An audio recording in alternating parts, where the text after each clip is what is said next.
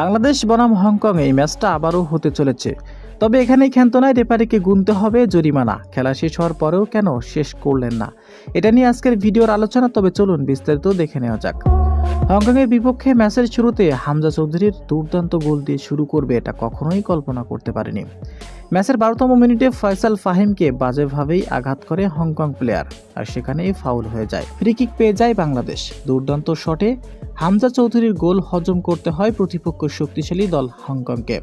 তবে প্রথমার্ধে বিরতি যাওয়ার আর মাত্র 20 সেকেন্ড বাকি ছিল, ঠিক তখনই কর্নার পেয়ে যায় হংকং, আর এই কর্নারেই সর্বনাশ হয়ে যায় বাংলাদেশের। হংকং ম্যাচে পৌঁছে যায় 1-1 গোলে। দ্বিতীয়ার্ধের শুরুতে আরও একটি গোল হজম করতে হয় বাংলাদেশকে। ভুলভাবে পাস করায় তারই মাসুল গুনতে হয় গোল দিয়ে। এরপরে ম্যাচের 75 মিনিটে আরও একটি গোল হজম করে বাংলাদেশ। তখন 3-1 ব্যবধানে পিছিয়ে যায় বাংলাদেশ।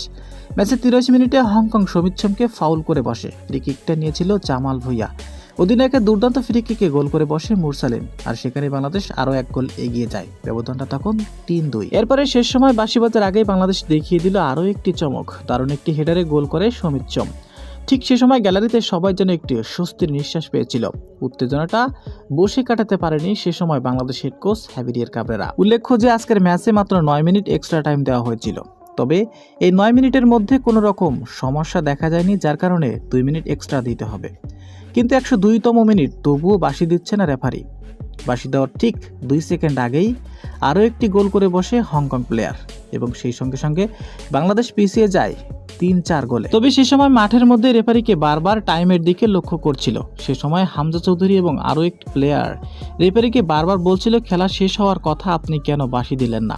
এটা নিয়ে হয়তো ফিফার কাছে নালিশও হতে পারে এই খেলাটি আরও একবার। তো দর্শক, আপনাদের কাছে কি মনে হয়, খেলা হলে ভালো হবে? জানিয়ে দেবেন আপনার মতামতটি। ধন্যবাদ।